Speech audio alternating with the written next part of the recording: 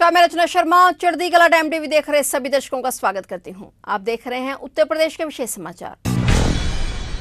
मुख्यमंत्री योगी आदित्यनाथ आज एक दिवसीय दौरे पर आजमगढ़ पहुंचे। इस दौरान उन्होंने 143 करोड़ की 50 योजनाओं का लोकार्पण और शिलान्यास किया। इस दौरान सीएम योगी ने हाल ही में हुए आजमगढ़ में उपचुनाव में भाजपा की प्रचंड जीत पर जनता को बधाई दी। उन्होंने कहा कि गोरखपुर से सांसद थे तो भी आजमगढ़ की जनता के बीच आते थे, आज सीएम बने हैं तो आपके बीच आया हूं। और उन्होंने इस दौरान विपक्ष पर भी जमकर हमला बोला। उन्होंने कहा कि 2017 से पहले रोजगार का अभाव था, लेकिन भाजपा सरकार ने योग्यता के आधार पर 5 लाख युवाओं को रोजगार दिया है। 2017 से प्रदेश में विभाजनकारी नीतियां हावी थी, जिस वजह से युवाओं के साथ भेदभाव होता था। उन्होंने कहा कि आज पूर्वांचल एक्सप्रेसवे से सिर्फ 7 घंटे में दिल्ली पहुंचा जा सकता है।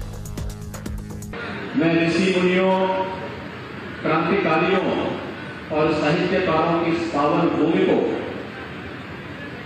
कोटि कोटि नमन करते हुए आजमगढ़ वासियों का हृदय से आभार व्यक्त करने के लिए आया हूं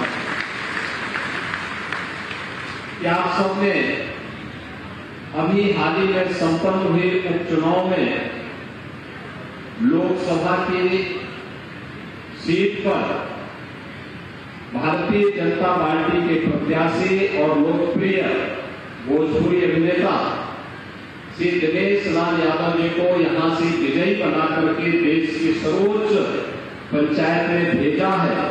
इससे आजमगढ़ की पहचान बदली है, आजमगढ़ के बारे में लोगों की अच्छी धारणा बनी है और इससे उत्तर प्रदेश का मान भी बढ़ा है। और इसलिए आप सबका हृदय से अभिनंदन करते हुए मैं धन्यवाद देने के लिए आज आजमगढ़ में आया हूं।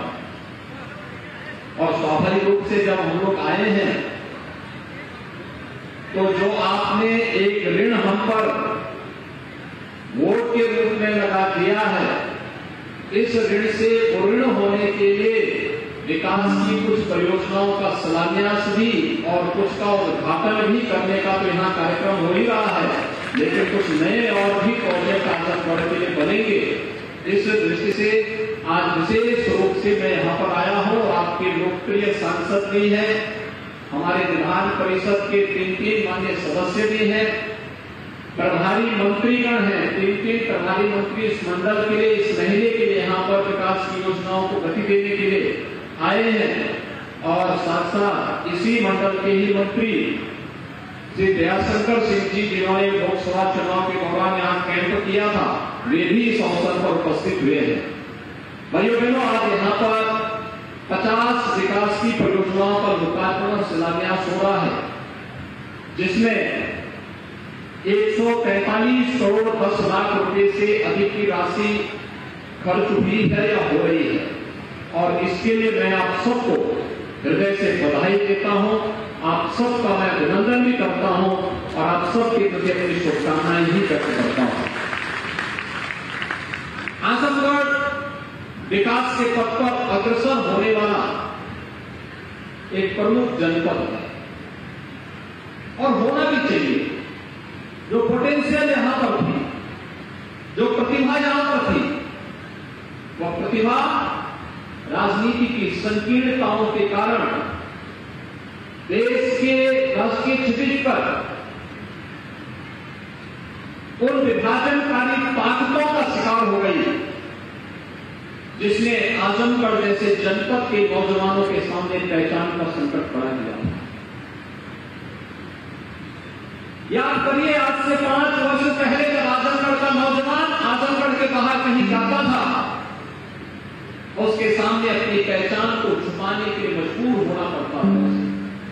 कारण था क्योंकि अगर वह बोलता था कि मैं आजमगढ़ से आया हूं, तो भाइयों बहनों, आजमगढ़ के नाम पर उसे होटल में रूम नहीं मिलता था, धर्मशाला में कोई ठहरने के लिए अनुमति नहीं देता था और कोई अपने मोहल्ले में किराए पर भी नहीं रहने देता था।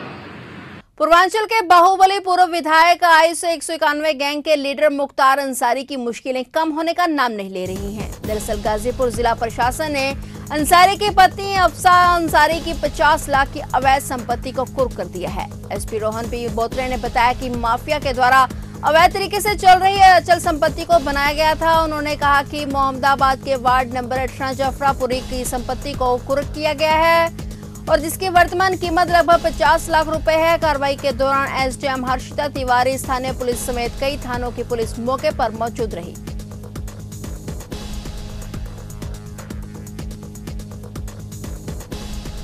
समाजवादी पार्टी के वरिष्ठ नेता और विधायक आजम खान की तबीयत खराब हो गई है। उन्हें देर रात सांस लेने में दिक्कत हो रही थी, जिसके बाद उन्हें लखनऊ के मेदांता अस्पताल में भर्ती करवाया गया। मेदांता अस्पताल के डायरेक्टर ने गुरुवार को प्रेस रिलीज जारी करके बताया कि बीते दिन यानी बुधवार देर रात को समाजवादी पार्टी के नेता 74 वर्षीय मोहम्मद आजम खान को न्यूमोनिया और सांस लेने में तकलीफ के कारण मेदांता हॉस्पिटल लखनऊ में इलाज के लिए भर्ती कराया गया। मोहम्मद आजम खान को आवश्यक जांचों के बाद क्रिटिकल केयर टीम की निगरानी में रखा गया है। उनकी तबीयत अभी स्थिर और नियंत्रण में है। बता दें कि 27 महीने बाद आजम खान 20 मई को सीतापुर जेल से जमानत पर रिहा हुए थे। सीतापुर जेल में भी आजम की 2 बार तबीयत बिगड़ी थी। दोनों बार उन्हें लखनऊ के मेदांता में भर्ती कराया गया था। पिछले साल मई में आजम खान को कोरोना हो गया था।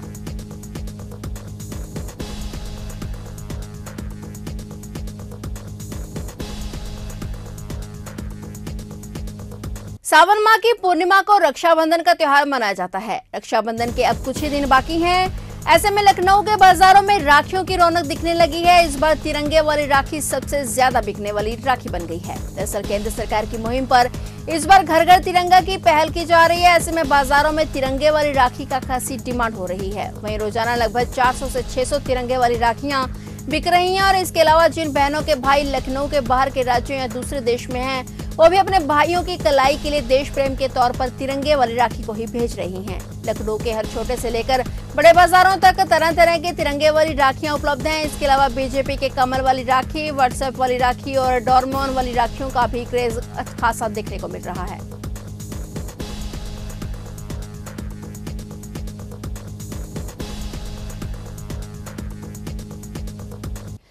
उत्तर प्रदेश में मानसून एक्टिव होने के बाद राज्य में पिछले कई दिनों से काफी बारिश हो रही है, जिसका सिलसिला अब तक जारी है।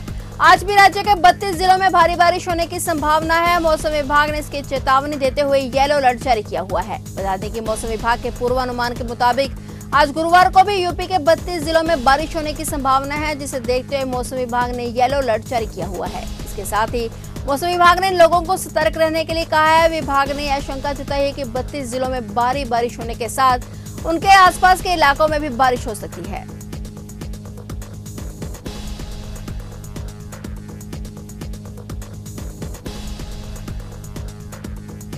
फिलहाल उत्तर प्रदेश के विशेष समाचारों में इतना ही और नए समाचारों के साथ फिर से हाजिर होंगे। तब तक के लिए देखते रहिए चढ़ती कला टाइम टीवी।